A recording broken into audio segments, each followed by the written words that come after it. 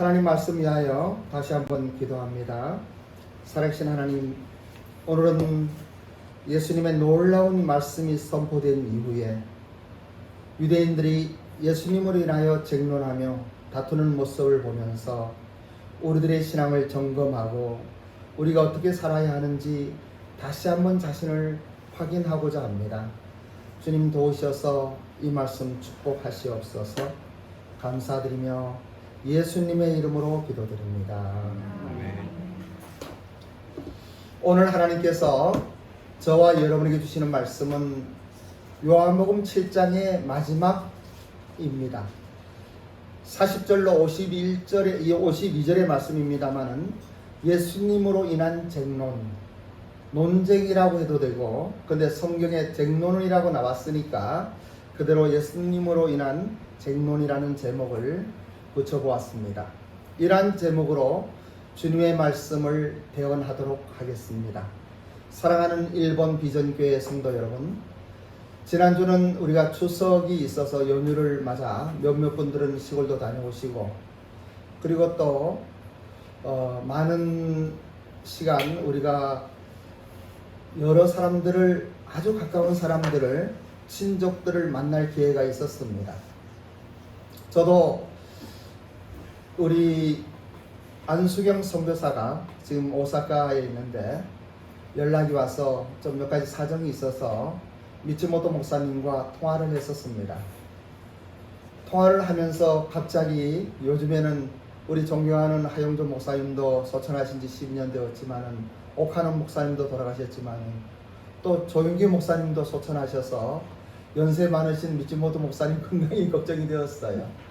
그리고 목사님 건강하십니까? 하고 이렇게 안부를 물으면서 우리 교회에서 기도하고 있다고 말씀을 드렸습니다. 여러분, 미츠모토 목사님을 위하여 우리 모교회 담임 목사님이시니까 벌써 이제 여든이 점점 가까워지고 있는데 함께 기도해 주셨으면 좋겠습니다. 미츠모토 목사님께서 화영이 이야기를 하더라고요. 화영삼은 잘 있느냐고. 요즘에 교회는 안 나옵니다만은 가끔 카톡도 합니다. 그랬더니 꼭 안부 전해달라고. 그래서 이 자리를 빌어 화영아, 미츠모토 목사님이 안부 전해달란다. 이 동영상이 교회 카톡에 올라가니까 이렇게 안부를 전해드립니다. 추석 명절 잘 지내셨습니까? 평안히 쉬셨습니까? 지난주에는 그 유명한 말씀, 우리 예수님께서 목마른 자들은 나에게 오라. 나를 믿는 자에게는 그 배에서 생수가 흘러 넘치리라로. 생수의 강에 대한 이 초막절의 메시지가 얼마나 강렬했던지. 그리고 여러분들 그걸 아십니까? 3절의 짧은 메시지이면은 아마 그대로만 외쳤다고 그러면은 한 1분이나 2분 메시지가 되었을 거예요. 그런데 사실은 그렇지 않아요. 예수님이 가르치시면서 아주 임팩트하고 중요한 그 대목을 성경에 실었을 뿐이에요. 우리가 산상수훈에 예수님의 말씀이 몇 장에 거쳐서 나오는데 여기에서도 아마 그럴 수 있었을 거예요. 사도 요한은 그 예수님의 메시지 중에서 그 중요한 말씀을 실었는데도 이 말씀으로 인하여 얼마나 많은 사람들이 구원을 받는지 모릅니다. 얼마나 많은 사람들이 인생이 바뀌는지 모릅니다. 얼마나 많은 사람들이 새로운 힘을 얻고 하나님을 앙망하며 우리 주님을 찬양하는지 모릅니다. 그런데 지난 주간에는 일본어 통역이 있었기 때문에 시간이 충분하지 않으므로 마음껏 전하지 못했습니다만은 다음 주에는 다시 이 본문을 가지고 생수의 강, 목마른 자들은 나에게 와서 마시라. 이 하나님의 은혜의 말씀이 선포될 것입니다. 그런데 보니까 여기에 있는 유대인들이 이것으로 쟁론을 하는 거예요. 우리는 이러한 유대인들의 쟁론, 논쟁이라고 하는 것이 우리 표현을 좀 맞기도 하겠습니다만 우리가 그 가운데 받아야 될 교훈과 또 우리 삶 속에 적용하며 살아계신 하나님의 깊은 사랑을 깨닫는 그러한 것들을 오늘 함께 나누는 본문입니다. 본문의 말씀을 오늘도 오늘은 합독하지 않고 교독을 한번 해보겠습니다. 본문의 말씀 요한복음 7장 40절로 44절까지 전반절의 말씀을 1절씩 봉독합니다. 제가 40절을 봉독하면 여러분들은 41절로 44절은 함께 합독을 하겠습니다. 이 말씀을 들은 무리 중에서 어떤 사람은 이 사람이 참으로 그 선지자라 하며 어떤 이들은 그리스도가 어찌 갈릴리에서 나오겠느냐. 성경에 이르기를 그리스도는 다윗의 씨로 또 다윗이 살던 마을 베들레헴에서 나오지 아니하였느냐 하며 44절 합독합니다. 그 중에는 그를 잡고자 하는 자들이 또 있었으나 손을 대는 자가 없었더라. 생수의 강이라고 하는 엄청난 말씀을 들은 무리들은 요동하기 시작했습니다. 그 관원들은 예수님만 나타나면 잡아서 죽이려고 하고 있었는데 예수님께서는 초막절 중간에 이제 잠잠히 계시다가 그 끝날 마지막 8일째 되는 날 이러한 말씀을 선포하십니다. 그 말씀이 얼마나 강력했던지 듣는 모든 이들은 그 하나님을 앙망하며 예수님이 그리스도가 아니냐라고 하는 사람들이 웅성거리기 시작했습니다. 또 어떤 사람들은 선지자라고 이야기합니다. 저분이 선지자가 아니냐, 저분이 그리스도가 아니냐, 이러한 논쟁이 있었습니다. 믿는 사람들 가운데에서도 긍정적으로 예수님을 바라보는 사람들 중에서도 그런 사람들이 있었습니다. 어떤 사람들은 그렇지 않다, 그가 그리스도면 베들레헴에서 날 것인데 그는 갈릴리에서 오지 않았느냐라고 이야기하는 것이 본문의 내용입니다. 여기에서 우리는 몇 가지 주의해서 바라보아야 할 중요한 내용이 있습니다. 그 첫째는 긍정적인 자세를 가진 사람 중에서도 선지자라고 말하는 사람이 있는가 하면은 어떤 사람은 그리스도라고 말하는 사람들이 있었습니다. 여러분, 오늘날에도 그렇습니다. 오늘날 한국 교회가 많이 침체되어 있고 어려운 가운데 있지만은 한국 교회에 나오는 우리 모든 성도님들 가운데에서도 두 부류의 사람을 크게 나눠볼 수가 있습니다. 그 첫째는 기독교라고 하는 이 종교의 틀 속에 있는 분들이에요. 그 분들을 우리는 그렇게 이야기하죠. 썬데이 크리스천, 주일날 교회 가서 예배드리는 종교심이 깊은 사람들, 그리고 뭔가 하나님 앞에서 온전히 살고 싶어하는 그러한 사람들이 있습니다. 어쩌면 그런 사람들은 성경의 말씀, 우리 예수님의 말씀을 선지자의 말씀으로 듣는 사람들이 아닌가 하는 생각도 들어봅니다. 하지만 또 한 부류의 사람들, 대다수의 우리 일본 비정교회 성도님들은 그러합니다.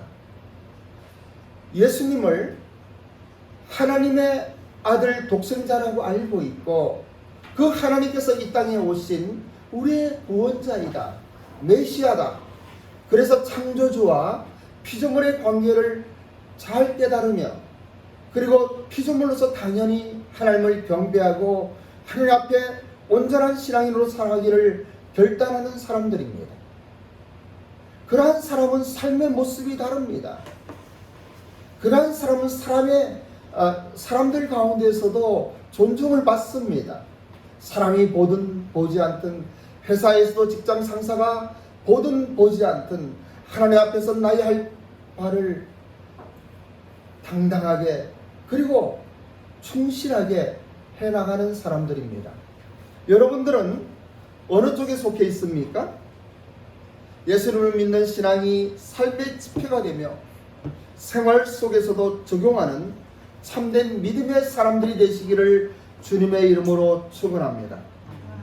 또 한 가지는 예수님께서 자신의 출신이 베들레헴을 주장하지 않으신 이유가 무엇일까 하는 생각을 해봅니다. 또 한 가지는 만일 유대인 지도자들이 조금이라도 그가 메시아인가 하는 의심이 들었다면 당신의 출생지가 어디냐고 물었을 것입니다. 그런데 아무도 묻지 않았고 예수님께서도 내가 베들레헴에서 태어났다라고 말씀하지 않는 것을 보면서 깊은 묵상을 하게 됩니다.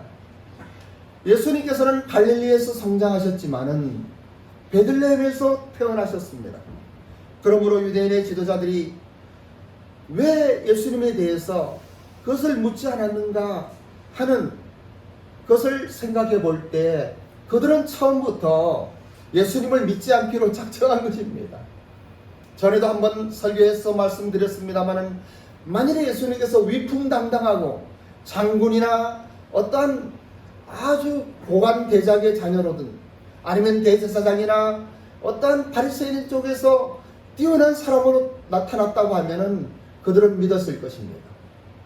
근데 예수님께서는 방향이 다르기 때문에, 오신 목적이 다르기 때문에 그들이 바라는 메시아가 아니고 인류를 구원할 하나님의 어린 양, 6월절의 어린 양으로 예수님께서 오셨기 때문에 예수님은 그러하실 필요가 없었습니다. 그럼에도 불구하고 예수님께서 내가 베들레헴에서 태어났다라고 이야기하지 않는 것, 이것을 깊이 생각하면서 저는 다시 한번 우리 일본 비전교회 성도님들에게 이 말씀을 이러한 쪽으로 조금 나누기를 원합니다. 여러 차례 말씀을 드립니다마는 참된 신앙인의 삶은 예수님을 닮아야 하지 않겠습니까? 왜냐하면 우리가 예수님의 제자라고 이야기하면서 예수님을 닮지 않으면 안 되죠. 때로는 억울한 일을 당해도 참을 줄 알고 손해를 보고 또 속상한 일을 당하며 만일에 오해를 한다거나 누가 음해한다 하더라도 기도로 인내하며 기다릴 줄 알아야 되지 않겠습니까? 그러하지 않는다면 믿지 않는 사람들과 무엇이 다르겠습니까? 우리는 달라야만 합니다. 그들은 출신지를 기준으로 중요한 기준으로 삼았지만은 예수님은 그런 기준 자체를 무시합니다. 예수님의 제자인 우리도 세상의 기준으로 다른 사람을 판단해서는 안 됩니다. 세상의 기준으로 자랑하거나 교만하지 말고 세상의 기준으로 기죽어서도 안 됩니다. 우리는 세상 기준으로 사는 사람들이 아닙니다. 그런데 그러하기가 힘든 세상에서 우리가 살고 있습니다. 그러나 우리는 그러해야 합니다.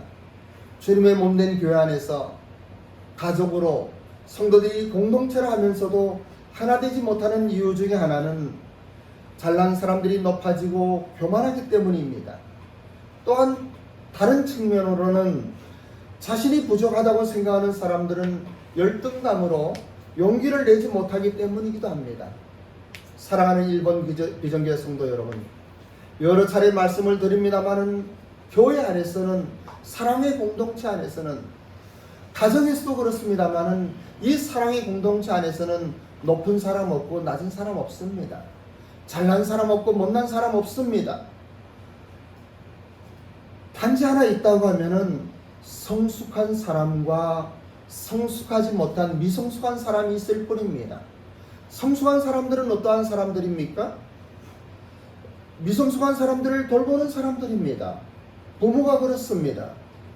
어린 자녀들을 위하여 그들을 중심으로 그들을 돌보고 있는 것이에요. 미성숙한 사람은 어떠한 사람입니까? 자기만 하는 거예요. 어린아이들 같이. 나밖에 몰라요. 내가 원하는 것들을 찾는 거예요. 그런데 이러한 미성숙한 사람이 있음으로 해서 성숙한 사람이 또 있는 것이에요. 성숙한 사람들은 기도와 사랑과 격려와 위로로서 그런 미성숙한 사람들을 잘 돌보고 위하면서 또 이 사람들이 성숙해지면 또 미성숙한 사람을 그렇게 돌보는 것이 사랑의 공동체가 아니겠습니까? 우리 자녀들이 언제나 어린애가 아니잖아요. 계속 사랑으로 돌보지만은 어느 한 날 이들이 성인이 되면은 우리가 노인이 되고 어려워질 때 자녀들이 또 부모를 공경하지 않겠습니까? 우리 교회도 마찬가지입니다. 근데 이것은 한 가지, 교회는 나이와 관계없다고 하는 거예요. 나이가 많으셔도 미성숙한 분이 계시고 젊은 사람도 성숙한 분이 계시고, 기준은 내 중심이냐 아니면 그들을 돌보며 사랑하고 위하느냐 하는 것이겠죠. 이러한 것들을 예수님께서 나는 이런 사람이라고 자신을 내세우지 않는 그 모습 보면서 다시 한번 감사를 드리며 또 본받기를 원하는 것입니다. 여러분들은 가나안 성도라는 이야기 들어보셨습니까? 가나안 성도. 거꾸로 말해서 안 나가 성도입니다. 코로나 이전에 있었던 유행어인데 예수님은 믿지만 교회는 안 나간다는 성도님들을 이야기합니다. 그런데 코로나로 비대면 예배가 주종을 이루며 이제 코로나가 끝나면 교회에 나오지 않는 성도님들이 잘 나오다가 가나안 성도님들이 아닌 잘 나오는 성도님들 중에서 교회를 안 나오실 분들이 30%가 넘을 것이라는 연구 결과가 발표되었습니다. 아니면은 이보다 더 심각할 거라고 말씀하시는 분들도 계십니다. 그런데 우리는 다시 한번 하나님 말씀으로 돌아가야만 됩니다. 하나님은 성경 말씀을 통하여 뭐라고 말씀하십니까? 히브리서 10장 25절의 말씀입니다. 모이기를 패하는 어떤 사람의 습관같이 하지 말고 오직 권하여 그날이 가까움을 볼수록 더욱 그리하자. 신앙생활이라고 하는 것은 인터넷으로 설교를 들으며 지식을 쌓는 것이 아닙니다. 다시 말씀드리면 성숙한 분들이 미성숙한 사람들을 섬기고 하나의 사랑의 공동체를 만들고 세워나가며 서로와 서로의 관계 속에서 그리스도의 아름다움을 발견하는 것입니다. 그리고 나의 삶 속에 그러한 것들을 통하여 더 성숙해지고 그리고 사회에 나갔을 때 직장생활할 때에 가정생활할 때에 또 사역을 할 때에 성숙한 그리스도인으로서 또 지도자로서 나의 아름다움이 그리스도의 아름다움이 그 생수의 강이 나로 말미암아 내 이웃들에게 증거되어지는 그것이 아니겠습니까? 한 번 빠지면 두 번 빠지기 쉽고요. 두 번 빠지면 세 번 빠지기 쉽습니다. 처음에 한 번, 두 번 빠지면요. 못 가면 어떡하나 하는 마음이 들지만은 세 번, 네 번 빠지다가 하다 보면은 그냥 안 나오는 것이 자연스러워집니다. 어쩌다 한 번 나가주지 하는 이러한 것들이 우리 인간의 본질이에요. 우리의 심리가 그렇습니다. 근데 한 번만 못 나와도 잠을 이루지 못하는 이런 안타까움이 사라진 시대에 우리는 살고 있습니다. 다시 한번 본문의 말씀 후반절의 말씀을 우리 함께 교독하기로 하겠습니다. 본문의 말씀 요한복음 7장 45절에서 52절의 말씀을 교독합니다. 아랫 사람들이 대제사장들과 바리새인들에게 오니 그들이 묻되 어찌하여 잡아오지 아니하였느냐.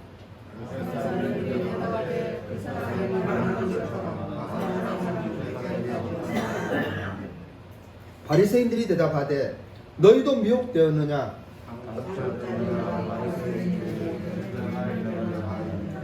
율법을 알지 못하는 이 무리는 저주를 받은 자로다.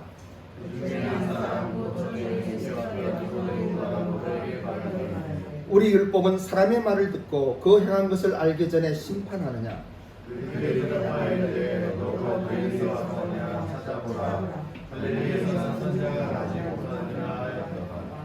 저들이 예수님을 체포하러 왔어요.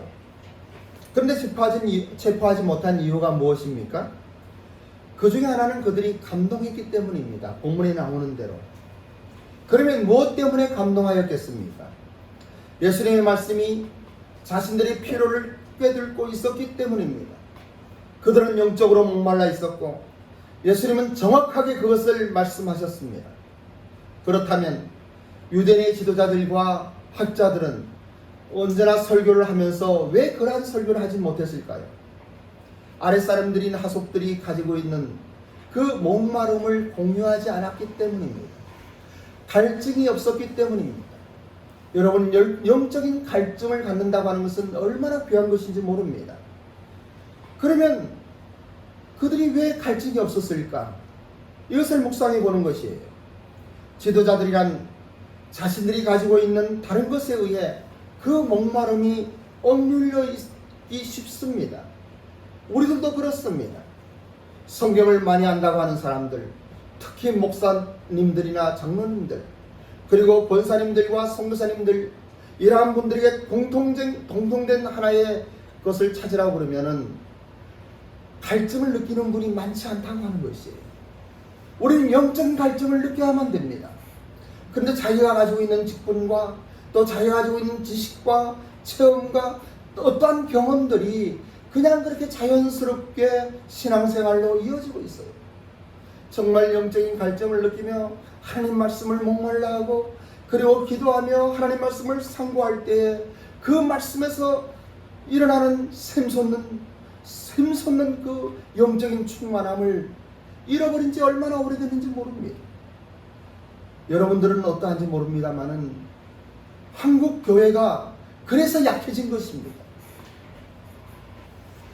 우리가 60년대, 70년대에는 정말 말 같지 않은 설교가 선포되어져도 사람들이 눈물을 흘리며 두 손 들고 기도하고 찬양을 했습니다.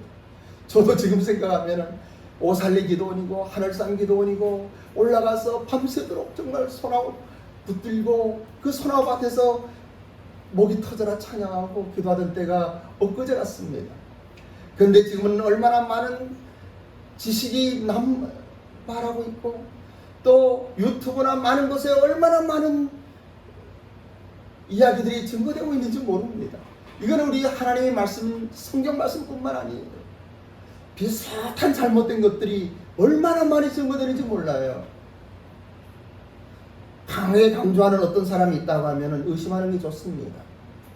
진정으로 하나님 말씀을 묵상하고 하나님 말씀 가운데 있는 사람들은 이렇다고 강하게 주장을 못하게 됩니다. 왜냐하면 나의 부족을 깨닫기 때문에. 사도 바울의 고백과 같이 나는 죄인의 개수라고 나는 부족하다고 예수님의 신들매도 풀지 못하는 이 마음의 세례 요한과 같이 그냥 자기가 하나님 말씀 가운데 주어진 그것을 그냥 이렇게 생각한다고 이런 것이 아니겠느냐고 우리에게 잔잔하게 이슬비와 같이 단비로 내려주시는 거예요. 저들은 소리칩니다.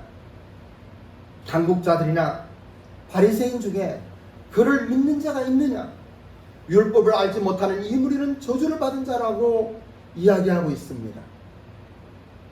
저는 이 바리새인들의 이야기들, 그 아랫사람들이 와서 이야기할 때 너희도 미혹되었느냐라고 소리쳐 화가 나서 외치는 그 소리, 그때 그들의 대답,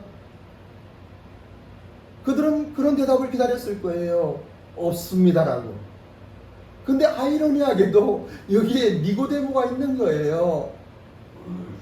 요한복음 3장에 나타난 율법학자이며 바리새인이고 아주 존경받는 니고데모가 나타나는 거예요. 보십시오. 50절부터 52절의 말씀. 그 중에 한 사람 곧 전에 예수께 왔던 니고데모가 그들에게 말하되 우리 율법은 사람의 말을 듣고 그 향한 것을 알기 전에 심판하느냐? 그들이 대답하여 이르되 너도 갈릴리에서 왔느냐? 갈릴리에서는 선지자가 나지 못하리라.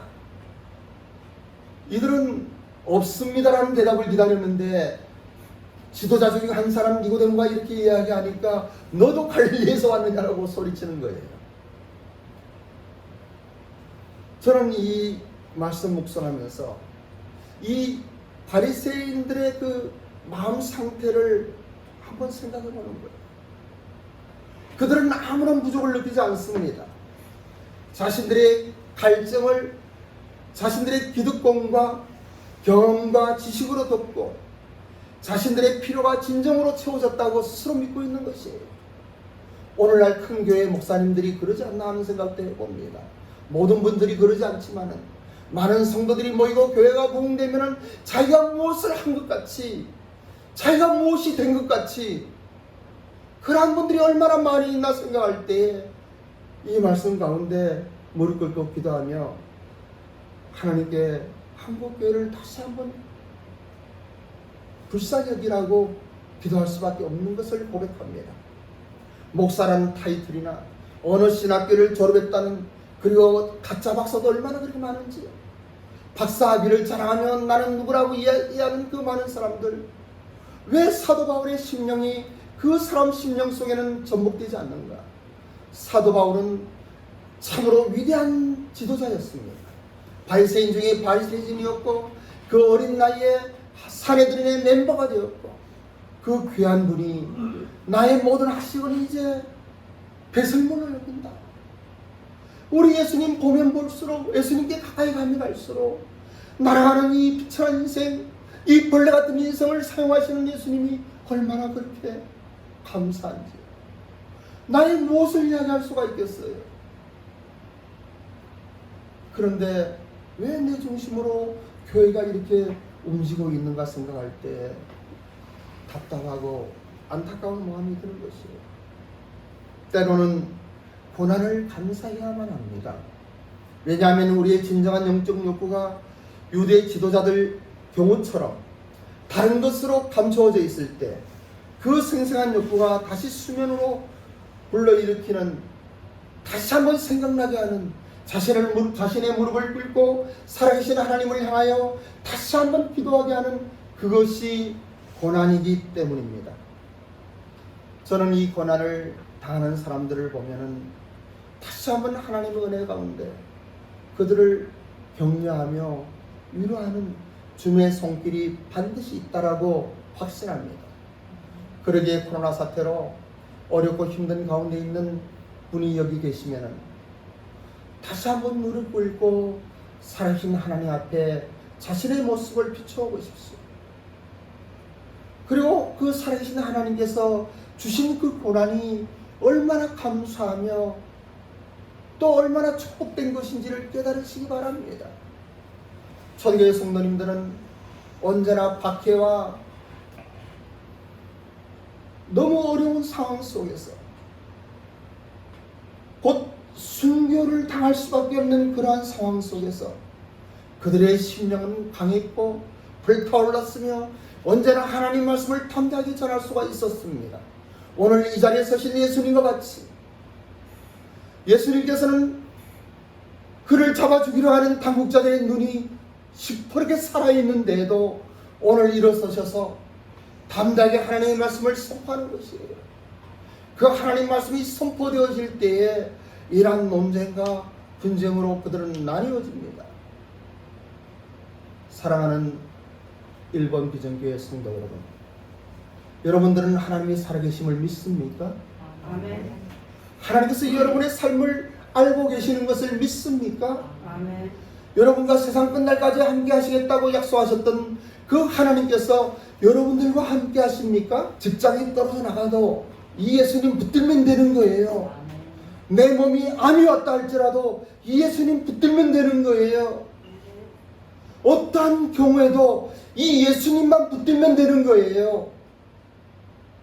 이 예수님은 하나님이십니다. 청주를 창조하시고 우리의 머리카락마저 세심받으시며 우리의 마음을 불꽃 같은 눈으로 보시는 분이에요.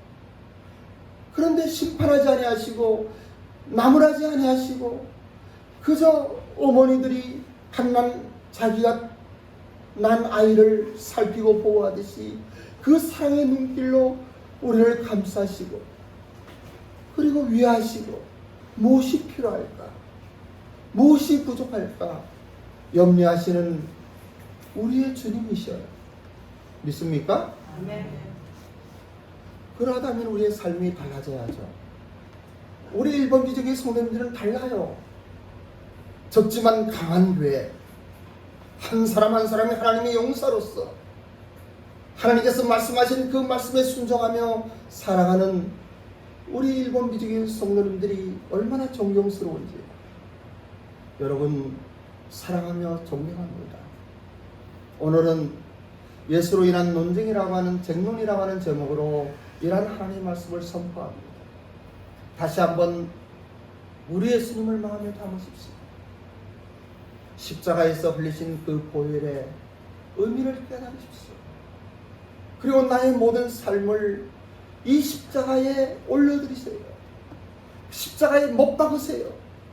나의 수치와 나의 부끄럼마저도 또 나의 어떠한 열등감마저도 나의 부족함과 나의 어떠한 죄책감마저도 오늘 이 시간 그 십자가에 못 박는 축복의 은혜가 여러분들에게 임하기를 원합니다. 성령 하나님의 기름 부음이 여러분의 심령 속에 이 살아계신 하나님의 말씀으로 인하여 다시 한번 힘을 얻고 일주일 동안 힘있게 살아가는 우리 1번 비전교회 성도님 되시기를 주님의 이름으로 축원합니다. 아멘. 기도하겠습니다. 아버지 하나님, 우리 주 예수님의 그 은혜를 다시 한번 기억합니다. 나 위하여